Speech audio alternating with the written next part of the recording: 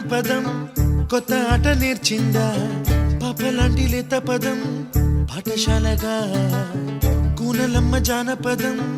పల్లె దాటి వచ్చిందా చవళిల జానతనం పాట చూపగా